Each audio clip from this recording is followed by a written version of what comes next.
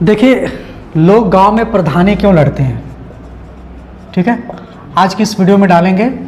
और सबसे पहले कि आज हमारा ये मुसीर व्लॉग पर ये पहला वीडियो है।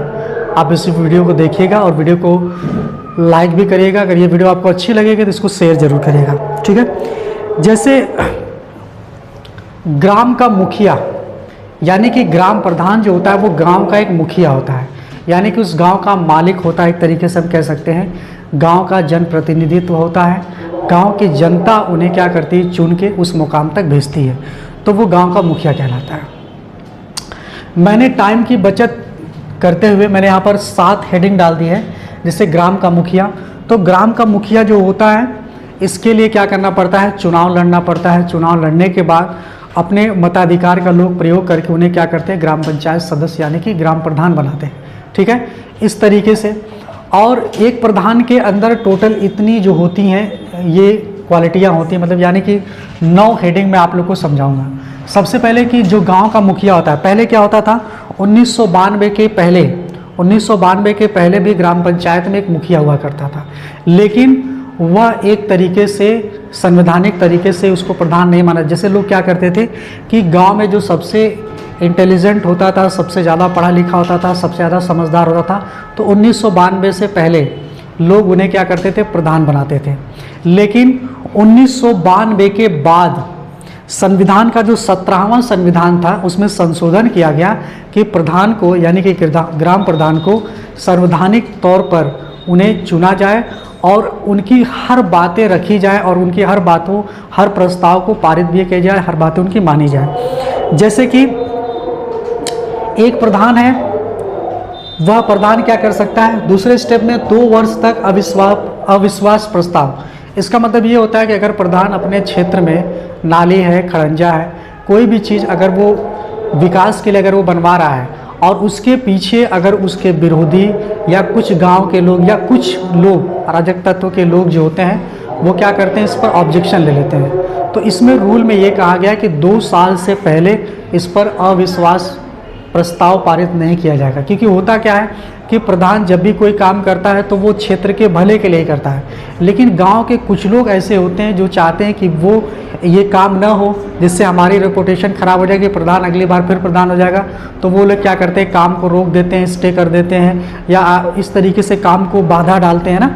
तो उसी ने कहा गया कि 2 वर्ष से पहले, मतलब प्रधानी जिस दिन जीता, शपथ के 2 वर्ष तक उसको जो है अविश्वास प्रस्ताव पारित नहीं किया जाएगा, ये रूल में कहा गया है। उसके बाद फिर क्या होता है, विविध प्रकार के खाते। देखिए, प्रधान के पास विविध प्रकार के खाते होते हैं, जिसमें से कौन कौन से खाते होते हैं, कुल मिला के 6 खाते। जैसे वित्त आयोग का खाता, केंद्रीय आयोग का खाता, ठीक है, इसमें इसके अंदर तकरीबन कुल 6 मदें होती हैं। 6 मदों की अगर हम बात करेंगे तो इस 6 मदों में 6 समितियां होती हैं और हर समिति में 6-6 सदस्य होते हैं, जिसमें वार्ड मेंबर भी आता है, ठीक है। लेकिन प्रधान के अंडर में जितना भी पैसा आता है वो सेक्रेटरी के अंडर में ही आता है।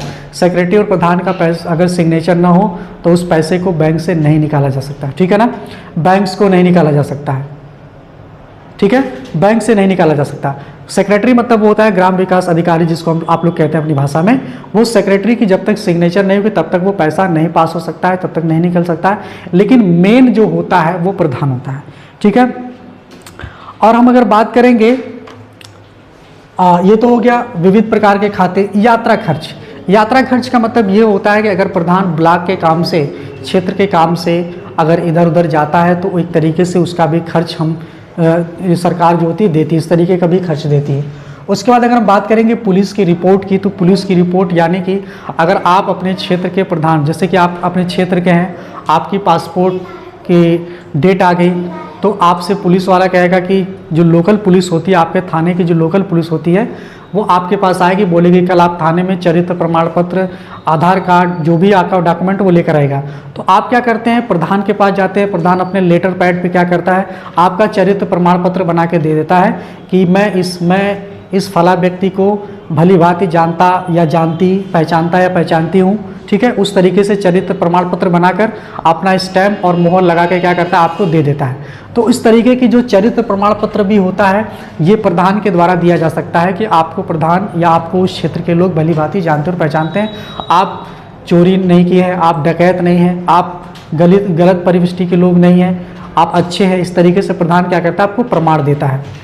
उसी के बाद फिर आप कहते हैं समिति में फेरबदल।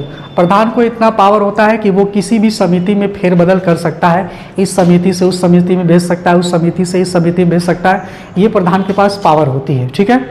और न्याय पंचायत, न्याय पंचायत का मतलब ये होता है कि जैसे आपके क्षेत्र में दो भाइयों के बीच या हस्बैंड और वाइफ के बीच में अगर किसी प्रकार का विवाद हो जाता है या किसी प्रकार को लेकर मन मुटाव हो जाता है, तो इन सारी चीज़ों का समझौता या इन सारी चीज़ों को हल कराने के लिए प्रधान के पास इतनी पावर होती है कि वो न्याय दिला सकता है। और उस क्षेत्र की जनता को, यानी कि वो जो भी लोग पीड़ित थे, उनको इस चीज़ को मानना पड़ेगा और माननी भी चाहिए। प्रधान अगर है, आपका जनप्रतिनिधित्व है, अगर वो कहता है कि ये बात सही है, आप दोनों लोग मिल कर रहिए, तो यह दोनों लोग के पक्ष में फैसला करेगा। ये नहीं कि प्रधान उनके खिलाफ बोलेगा, आपके पक्ष में बोलेगा, ठीक है, ऐसा नहीं है। तो इस तरीके से प्रधान के पास पावर होती है, वो आपको अपनी पंचायत में न्याय दिला सकता है। फिर हम बात करते हैं ग्राम शहर की बैठकों में शामिल। प्रधान अगर क्षेत्र में कोई भी बैठक होती है, जैसे ब्लॉक स्तर पर हो गई, ठीक है, ब्लॉक स्तर पर हो गई, अगर जिला स्तर पर हो गई, जिला पंचायत ऑफिस में हो गई, या कहीं पर भी कोई भी बैठक होती है, तो प्रधान को बुलाया जाता है।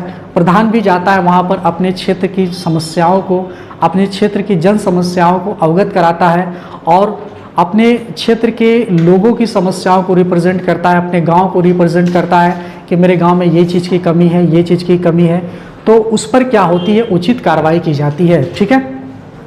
उसके बाद हम बात करेंगे, और प्रधान अगर चाहेगा, जैसे यहाँ पर दिया गया है ग्राम और शहर की बैठकों में शामिल।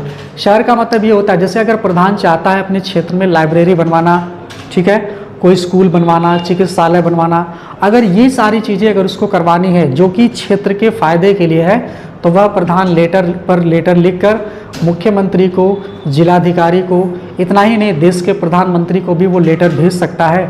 और हाँ, देश के प्रधानमंत्री को उस पर उचित कार्रवाई करनी पड़ेगी, उचित फैसला लेना पड़ेगा। अगर प्रधानमंत्री, मुख्यमंत्री और जिलाधिकारी महोदय अगर इस पर निर्णय नहीं लेते हैं, तो उनको कारण बताओ नोटिस भी देना पड़ेगा कि मुझे यह चीज़ नहीं लगती है कि क्षेत्र में लाइब्रेरी खुल जाने से फ़ायदा होगा, या कोई भी आपको कारण बताओ नोटिस देना पड़ेगा कि किस कारण से आपने मेरे प्रस्ताव को पारित नहीं किया, एक्सेप्ट नहीं किया, मेरे किस कमी की वजह से मेरे इस प्रोजेक्ट को आपने रिजेक्ट कर दिया, ये सारी चीज़ें उसको बताना पड़ेगा। अगर ये सारी चीज़ें नहीं होती तो प्रधान के पास इतनी पावर होती है कि वह कोर्ट भी जा सकता है कि मैंने देश के प्रधानमंत्री को या मुख्यमंत्री को या उस क्षेत्र के, उस जिले के जिलाधिकारी महोदय को मैंने